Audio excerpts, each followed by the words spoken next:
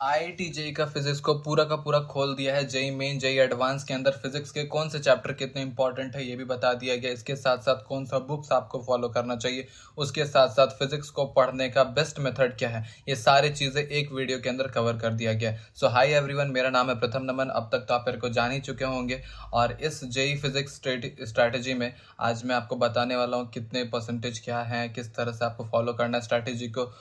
तो ये है road map to JEE main session 2 या फिर 2025, दोनों के लिए आप फॉलो कर सकते हैं। ठीक है, अभी कुछ कुछ क्वेश्चंस आएंगे वीडियो पे, कुछ नए नए टॉपिक्स मैं डिस्कस करूंगा कैसे करना है। आज का टॉपिक लेकिन बहुत इंपॉर्टेंट है, फिजिक्स का एक पूरा स्ट्रैटेजी, यहाँ जेई मेंस का बात कर रहा हूँ मैं। ठीक है, इसके लिए बहुत इंपॉर्टेंट है फॉर सेशन 2024 सेकंड सेशन और 2025 दोनों के लिए इंपॉर्टेंट है। ये स्ट्रैटेजी बहुत ज़्यादा इंपॉर्टेंट है और इस स्ट्रैटेजी सीरीज ना मैंने स्टार्ट कर दिया है। फिजिक्स का मैंने आज कर दिया है, केमिस्ट्री का कर चुका हूँ, मैथ्स का भी कर चुका हूँ, जाके आप वीडियो में देख सकते हो। तो हर एक वीडियो जो आप चाहोगे आपको उस चैनल पे मिलेगा। तो स्टार्ट करते हैं। सबसे पहले स्ट्रैटेजी क्या है, तो सबसे पहले क्लास वाइज डिस्ट्रीब्यूशन का बारे में बात करते हैं। तो क्लास वाइज डिस्ट्रीब्यूशन क्या है, कुछ स्टूडेंट के 11th खराब हो चुके हैं, हमारा 11th खराब है, कैसे पढ़ाई करें, क्या 11th का इंपॉर्टेंस है भी या नहीं है, तो अभी दिखा देता हूँ। जेई मेन के अंदर इंपॉर्टेंस साफ शब्दों में आपको दिख रहा होगा 44% है।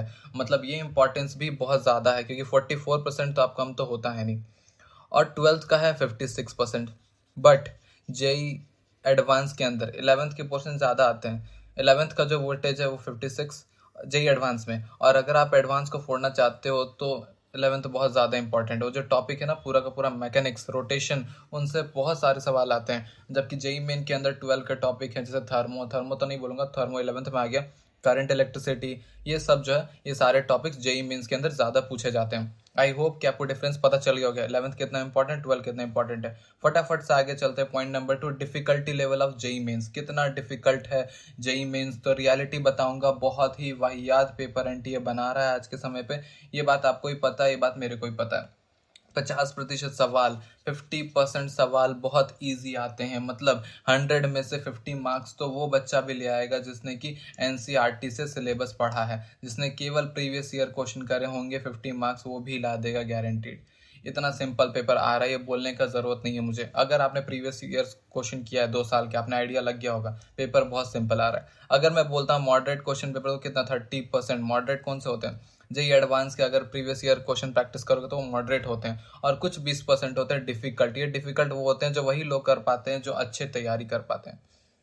तो 80 नंबर तो लाना आसान है, बट 80 से ऊपर लाना, मार्क्स लाना थोड़ा डिफिकल्ट है। अगर 80 भी फिजिक्स में ले आओगे ना जेई मेन के अंदर तो बहुत अच्छा स्कोर आ जाएगा, बहुत अच्छा परसेंटाइल आ जाएगा। ठीक है, आगे बढ़ते हैं। अब बात करते हैं इंपॉर्टेंट चैप्टर्स के बारे में। वीडियो थोड़ा सा लंबा होगा, डिटेल्ड है, सबने अच्छे से काम किया है यहाँ पे, तो शायद थोड़ा सा आपका टाइम जाएगा, बट चीज़ें बहुत इंपॉर्टेंट है। ये पीडीएफ आपको टेलीग्राम पे ही मिल जाएगा, स्क्रीनशॉट लेने मत बैठना, टेलीग्राम पे ज्वाइन करना, लिंक डिस्क्रिप्शन में। तो सबसे पहले हम बात करते हैं इंपॉर्टेंट चैप्टर का। बात किया 3 जोन में डिवाइड किया है। एक है रेड जोन जो कि इंपॉर्टेंट चैप्टर है, दूसरा मॉडरेट और येलो जोन जो कि थोड़े कम इंपॉर्टेंट चल रहा है, ग्रीन जोन। ग्रीन जोन और इजी, इजी मतलब बहुत इनका वेटेज बहुत कम है, उनके कभी कभार ही क्वेश्चन आते हैं, कभी क्वेश्चन आएगा या फिर आएगा ही नहीं। ये वो चैप्टर्स हैं। तो मैं ये इसलिए बता रहा हूँ क्योंकि अगर आपका समय कम है तो अगर आप केवल इन 2 जोन्स के चैप्टर को भी कर लोगे ना तो 80% मार्क्स कहीं यहीं से आ जाएगा आपका। ये केवल 20% नंबर को कैरी करता है, यहाँ से 80% आ जाएगा और इसमें से 20%। ठीक है, तो सबसे पहले बात करते हैं जेई मेन का। तो ये हमारा रेड जोन, ये आप देख सकते हैं। मॉडर्न फिजिक्स, 3 सवाल आ रहे हैं हर जेई मेन के पेपर के अंदर। Current electricity, KTG, thermodynamics, unit and dimension, error and vectors, ये पूरा रेड जोन है, इसको आप छोड़ नहीं सकते। ये 10 टॉपिक वो है जिनको अगर आपने कर लिए मतलब 50% से ऊपर पेपर से इनमें से ही आता है डायरेक्टली। आगे बात कर लेते हैं, ये हमारा येलो जोन जो इंपॉर्टेंट है बट थोड़ा सा कम इंपॉर्टेंट है। इन चैप्टर्स का एक सवाल आता है हर पेपर के अंदर, मतलब ऑन एन एवरेज बोल रहा हूँ, एक सवाल आता है। उसके बाद है ग्रीन जोन, ये वो चैप्टर हैं जो आप छोड़ सकते हो, बट कभी छोड़ना जब आपका समय कम हो। अगर आप 25 में पेपर देने वाले हो तो इन सारे चैप्टर को पढ़ना है, ध्यान रखना इस बात को। अब आगे बढ़ते हैं। आगे हमारे लिए चाहिए एडवांस के टॉपिक्स भी बहुत सारे हैं, वो जियोमेट्रिक ऑप्टिक्स, इलेक्ट्रोस्टैटिक्स, रिजिड, दोनों का red zone, green zone, yellow zone अलग है। क्यों? क्योंकि पेपर भी तो अलग है ना। जेई एडवांस कुछ अलग चैप्टर पे फोकस करता है और जेई मेन एक अलग चैप्टर पे फोकस करता है। जेई एडवांस का टॉपिक वो आप मैं आपको बता सकता हूँ। पूरा का पूरा PDF आपको कहाँ दूंगा, टेलीग्राम के ऊपर, अगर एडवांस के लिए देखना चाहते हो। अभी सिर्फ मेंस के लिए बात कर रहे हैं यहाँ पे, तो यहाँ मेंस के बारे में ही सर्व आपको दिख रहा है। अगर एडवांस का देना है तो आप टेलीग्राम पे जाके आप वहाँ ज्वाइन करो, आपको सारे मैसेजेस दिखने लगेंगे। जेई मेन के अंदर ये सब पूछा जाते हैं, बट जेई एडवांस पे डायरेक्ट क्वेश्चन स्ट्रिंग वेव्स पे नहीं आता, इलास्टिक्स पे नहीं, एनएलएम पे नहीं आता, साउंड पे बहुत सारे क्वेश्चन आ रहे हैं आज के टाइम पे। हमारा जो लेंस फार्मूला वगैरह है वो सब, ऑप्टिक्स वगैरह, उस पर बहुत क्वेश्चन आ रहे हैं एडवांस में। उसका पूरा का पूरा PDF आपको मिल जाएगा टेलीग्राम पे, तो स्क्रीनशॉट मत लेना, टेंशन भी नहीं होना कि यहाँ दिख नहीं रहा है एडवांस का। आप अपने चैप्टर्स को प्रायोरिटाइज कर सकते हो कि ये चैप्टर इतना इंपॉर्टेंट है, इसको पहले करना है, इसको बाद में करना है।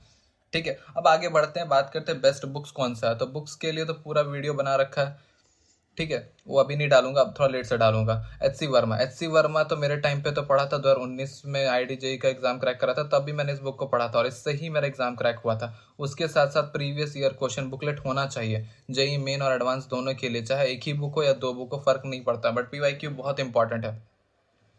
अब एडवांस के बारे में बात करते हैं। जो एडवांस करना चाहते हैं तो कुछ किताबें मैं आपको सजेस्ट कर सकता हूँ। DC पांडे का 2 दिन किताबें आती हैं, 5 किताबों का सेट आता है पूरा, वो आप ले सकते हो। उसके साथ साथ इरोडोव तभी करना जब आप ये सारी चीज़ें कर लो। इरोटिव थोड़ा सा टफ किताब होता है, तो डायरेक्टली इरोडोव मत उठा लेना, ये उन लोगों के लिए जो सिलेबस खत्म कर चुका है, आखिरी में इरोडोव करने के लिए।